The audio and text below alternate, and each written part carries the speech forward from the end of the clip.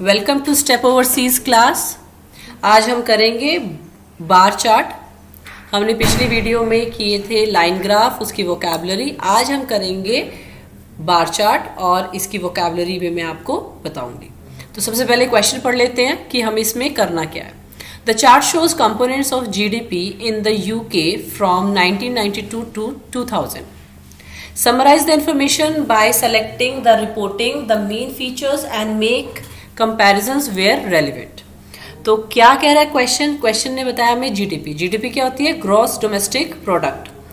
और हमें कहाँ का बताना है, यूके का बताना है, कहाँ से 1992 से 2000 तक का। ठीक है, तो वाई एक्सिस पर क्या दिया हुआ है, हमें परसेंटेज दी गई है जो ये 0 to 16 तक इंडिकेट कर रहा है, और एक्स एक्सिस पर हमें ईयर्स के बारे में बताया गया। दो इंडस्ट्रीज इन्होंने हमें दी है, एक है आईटी इंडस्ट्री और दूसरी है सर्विस इंडस्ट्री। ठीक है, अब माइन्यूटली क्या है, सभी के इस बार चार्ट को देखेंगे कि क्या क्या चेंजेस इसमें नजर आ रहे हैं। ठीक है, अब हमें नजर आ रहा है कि यहाँ पर 1992 में जो है 6% से अबव है आईटी इंडस्ट्री, और जो हमारी सर्विस इंडस्ट्री है वो कितने पर है, 4% पर है। ठीक है, इसी तरह से अगर हम देखते हैं तो 2000 तक अगर देखा जाए तो आईटी इंडस्ट्री ने काफी ग्रो किया है, सर्विस इंडस्ट्री भी क्या है, ग्रो कर रही है। ठीक है, तो अब हमारे पास सबसे पहले आ जाता है हमारा इंट्रोडक्शन में मैंने आपको पहले भी बताया, फिर से बता रही हूँ कि जो हमें सबसे पहले क्वेश्चन में जो स्टेटमेंट दी जाती है, जो पहली स्टेटमेंट है वो है ये, the chart shows components of GDP in the UK from 1992 to 2000। इसको हमने क्या है, पैराफ्रेज करना है, अपने वर्ड्स में लिखना है। तो ये है हमारा paraphrasing introduction. The bar chart illustrates the gross domestic product generated from the IT and service industry in the UK from 1992 to 2000। यहाँ पर वन स्टेटमेंट में हमें क्वेश्चन दिया गया था, और यहाँ पर इंट्रोडक्शन भी हमने वन स्टेटमेंट में वाइंड अप कर दिया। वन स्टेटमेंट का मतलब होता है कि फुल स्टॉप एक ही बार आएगा, आप इसको कॉम्प्लेक्स और कंपाउंड सेंटेंसेस के साथ बना सकते हो। इसके साथ में मैंने एक चीज और ऐड इसमें की है, वो है it is measured in percentages. अब यहाँ पर हमें क्या है, जब भी हमारा एग्जामिनर पढ़े तो हम नहीं चाहते कि उसको किसी भी तरह की कोई दिक्कत हो, और हमने इसीलिए उसको क्लियरली बता दिया कि जो भी मेजरिंग हमने की है वो परसेंटेज में की है। ठीक है, तो इंट्रोडक्शन में दोबारा रीड कर रही हूं आपके लिए। द बार चार्ट इलस्ट्रेट्स, और यहां पर शोज वर्ड था, शोज को मैंने किससे रिप्लेस किया, इलस्ट्रेट्स से। जिन स्टूडेंट्स ने मेरी वोकैबुलरी वाली वीडियो नहीं देखी है उसको देख लीजिए कि किस तरीके से हमें रिप्लेस करनी होती है हमारी वर्ब्स को। ठीक है, वो जरूर देख लीजिएगा ताकि आप उसको लिंक कर सके।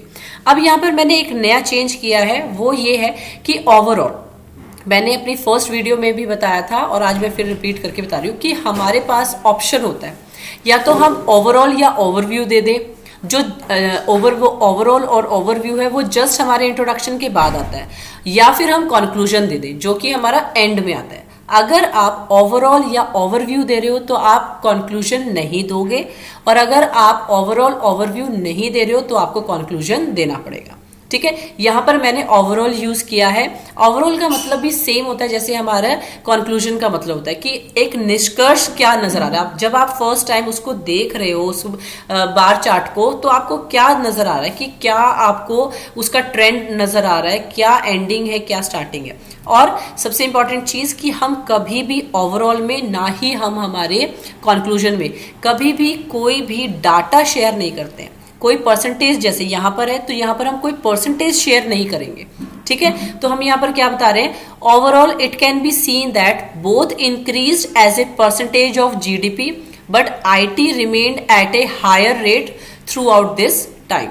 ठीक है, अब मैंने देखा, जब मैंने एक नजर में जब मैंने देखा तो मुझे क्या नजर आया कि आईटी इंडस्ट्री क्या है, ग्रो कर रही है थ्रू आउट, वो जीडीपी को बढ़ा रही है, और सर्विस इंडस्ट्री भी बढ़ा रही है। लेकिन देखा जाए तो 8 के 8 ईयर में क्या है, आईटी इंडस्ट्री ही पीक पर रही है बजाय की सर्विस इंडस्ट्री के। तो मैंने अपने ओवरऑल में यही बात बता दी कि overall it can be seen that both increased as a percentage of GDP, कि दोनों ने जीडीपी परसेंटेज को बढ़ाया, लेकिन IT remained at a higher rate throughout this time. लेकिन आईटी जो है वो हमेशा ही अबव रही है, किससे, हमारी दूसरी सर्विस इंडस्ट्री से। ठीक है, अब हमारा आ जाता है बॉडी पैराग्राफ। बॉडी पैराग्राफ शुरू करने के लिए ऑब्वियसली माइन्यूट ऑब्जर्वेशन बहुत जरूरी है। अब देखो हमारे पास सिर्फ क्या है, 4 फेजेस में 5 फेजेस में हमें इसको बताया गया है 1992 से 2000 तक। तो देखो कि डिवीजन क्या की गई है, 1992 की, फिर 94 की, फिर 96, फिर 98 और फिर 2000। तो 2-2 साल का गैप दिया गया। ठीक है, माइन्यूटली देखेंगे तो पता है कि कैसे राइज हो रहा है। स्टार्टिंग पॉइंट हमारा क्या है, 1992 में आईटी इंडस्ट्री का 6% और सर्विस इंडस्ट्री का क्या है 4%। ठीक है, तो इसी से शुरू करते हैं। Eight the beginning of the period in 1992 the service industry accounted for 4% of GDP, whereas IT exceeded this at just over 6%। ठीक है, मेरे ख्याल से बिल्कुल आपको क्लियर आ गया होगा कि हमने जब शुरू किया 1992 में जीडीपी को ऑब्जर्व करना, तो हमारी जो सर्विस इंडस्ट्री थी उसने हमें 4% जीडीपी दिया है और आईटी ने हमें 6% दिया है। Over the next 4 years, the levels became more similar, with both components standing between 6 and just over 8%। ठीक है, और अगले 4 सालों में हमने क्या देखा, लेवल जो था ऑलमोस्ट सेम था। देखो थोड़ा थोड़ा क्या है, इंक्रीज हुआ है। ठीक है, लेकिन वो क्या कहते हैं, इसमें क्या है 6 से 8 के बीच में ही रहा है। जो दोनों का जो परसेंटेज रहा है वो 6 और 8 के बीच में ही रहा है। आईटी वो स्टिल हायर ओवरऑल, और इसमें क्या रहा कि आईटी फिर भी थ्रू आउट क्या है, इन 4 सालों में भी वो क्या है, अबव ही रहा। Though it dropped slightly from 94 to 96। उसने क्या कहा कि हालांकि वो थोड़ा सा नीचे आया है, कि देखो 94 में किस पे था, वो 8% पे था, लेकिन 96 में वो 8% से थोड़ा सा नीचे, स्लाइटली नीचे आ गया था। ठीक है, अदरवाइज वो क्या है, हमेशा अबव ही रहा है। तो फर्स्ट पैराग्राफ में मैंने बता दिया कि क्या बताया, 92 से 96 तक मैंने बता दिया कि ये क्या है, चेंजेस हुए हैं और इस तरीके से ये हमारा इंक्रीज होता जा रहा है। अब आता है body paragraph 2। However over the following 4 years the patterns of the two components were noticeably different। कि इसके परिणाम स्वरूप हम क्या देखते हैं कि आने वाले जो 4 साल है उसमें जो पैटर्न है दोनों कंपोनेंट्स का वो बहुत डिफरेंट है, देखने लायक। नोटिसेबल मतलब कि आप उस चीज को ऑब्जर्व कर सकते हो, आपको महसूस हो रहा है कि वहां पर चेंजेस आ रहे हैं। देखो किस तरह से, the percentage of GDP from IT increase quite sharply to 12 in 1998। कि देखो आईटी कितना शार्पली इंक्रीज कर गया है। देखो वो कहां पर कम हुआ था, 96 में वो थोड़ा सा ड्रॉप हुआ था 8% से, लेकिन 98 में मैं देख रही हूं तो क्या हुआ, वो 4% का इंक्रीज किया उसने। ठीक है, तो यहां से एकदम से उसने स्टीप हाई की तरफ वो गया है। ठीक है, इसके बाद एंड देन नियरली 15 इन 2000, और वो कहां तक अचीव कर गया, वो 15 तक चला गया। मेरे को दिख रहा है यहाँ पे, नजर आ रहा है कि 98 में अब हुआ 4, उसके बाद 3% और इंक्रीज हुआ। तो देखा जाए तो कितना ज्यादा डिफरेंस आ गया, 8 से वो सीधा 14 से अब ऑलमोस्ट 15% पे वो चला गया। तो कितना डिफरेंस आ गया, 8 से 15 के बीच में 7% का डिफरेंस हमें नजर आ रहा है। तो आप ये भी लिख सकते हो कि there was a difference between from 96 to 2000 was 7%, means the IT industry increased the GDP by 7%। ये भी आप लिख सकते हो अगर आप लिखना चाहो। While the service industry stayed nearly the same, increasing to only 8%। और वहीं पर अगर हम सर्विस इंडस्ट्री का देख रहे हैं तो वो 4% से शुरू हुई थी और कहाँ तक इंक्रीज हुई, वो पहुंची है लास्ट, उसका हाईएस्ट पोजीशन जो 2000 में था वो था 8%। तो 4% का इंक्रीज हुआ है सिर्फ वहां पर। और वहीं पर अगर हम आईटी इंडस्ट्री का देखें तो 6 अबव से चली थी और 15 तक पहुंची है। तो ऑलमोस्ट कितना हो गया हमारे पास, वी गॉट दिस 9% का वहां इंक्रीज है। ठीक है, अब देखो यहां पर कंक्लूजन, अगर आपने ओवरऑल या ओवरव्यू नहीं लिखा है तो आप कंक्लूजन ये दे सकते हो, at the end of the period the percentage of GDP from IT was almost twice that of the service industry. ये आप बता सकते हो। देखो ये कंक्लूजन हो गया कि भी अगर हम आखिर में देखते हैं, अगर इसको समराइज करते हुए हम देखते हैं तो जो जीडीपी है वो आईटी से बहुत ज्यादा रही है, क्योंकि सर्विस इंडस्ट्री से वो ऑलमोस्ट डबल अप उसने हमें मदद की है। ठीक है, अब ये चीज प्लीज मेक श्योर ये ध्यान रखना आप कि अगर आपने ओवरऑल या ओवरव्यू दिया है तो आप कंक्लूजन नहीं लिखेंगे। अगर ओवरऑल और ओवरव्यू लिखना भूल जाते हो तो कंक्लूजन दे सकते हो। ठीक है, अब एक बार वोकैबुलरी को हम यहाँ पर देख लेंगे कि किस तरीके से हमने यहाँ पर वोकैबुलरी यूज की है। ठीक है, अब देखो यहाँ पर सबसे पहली चीज जो है हमारे पास वो है ओवरऑल। ठीक है, ये ओवरऑल जो है ये हमारी यहाँ पर यूज किया हमने वर्ड। जब भी ओवरऑल लिखना है या ओवरव्यू लिखना है तो आपको ये चीज मेंशन जरूर करनी है। ठीक है, सेम बाकी यहाँ पर हमारे पास ऑलमोस्ट एक जनरल वोकैब का ही हमने यूज किया है। ठीक है, नेक्स्ट हम यहाँ पर देख पा रहे हैं तो हमारे पास क्या है, इनिशियली हमने क्या यूज किया है, beginning, at the beginning of the period. तो at the beginning of the period को आप यहाँ पर देख सकते हो कि ये हमने यूज किया है, एक तरह का फ्रेज। ठीक है, इसके बाद अकाउंटेड वर्ड यूज किया है, ये अच्छी वोकैबुलरी हो सकती है।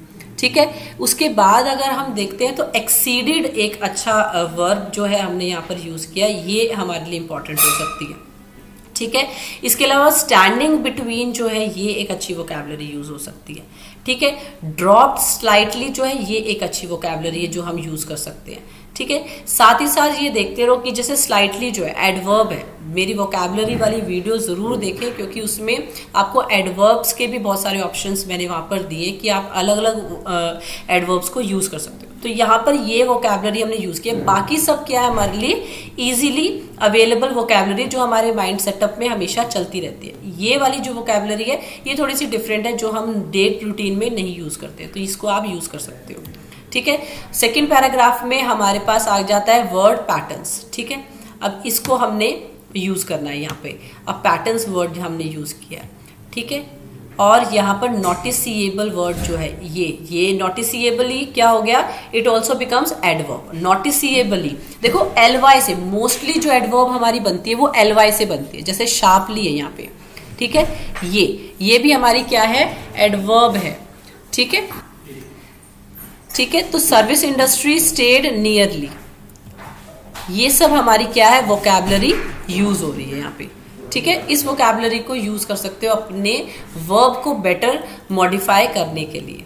ठीक है, एंड में हमने सिंपल ये यूज किया है, हमारा है at the end of the period. At the end of the period में हमने इसको यहाँ पर यूज किया। ठीक है, ट्वाइस वर्ड को हमने यूज किया। ठीक है, तो ये वोकैबुलरी आप यूज कर सकते हो अपने आगे वाली जो भी आप टास्क करोगे उसको यूज कर सकते हो। आज का टास्क है ये, the bar chart shows the scores of team A, B and C over 4 different seasons. Summarize the information by selecting and reporting the main features and make comparisons where relevant. ठीक है, same bar chart है। यहाँ पर हमारे पास क्या है, 3 टीमें दी गई हैं, टीम ए, टीम बी, टीम सी। ठीक है, हमारे पास y एक्सिस पे पॉइंट्स दिए गए हैं और x एक्सिस पे हमारे पास ईयर्स दिए गए हैं। ठीक है, हमें इनको कंपेयर करना है और हमें अपना आंसर लिखना है। मेरे हिसाब से ये आपको अच्छे से समझ में आ गया होगा। आज इसको ज़रूर ट्राई करेंगे और हमारे चैनल को सब्सक्राइब करना और उसको लाइक करना, इस वीडियो को लाइक करना बिल्कुल ना भूलें।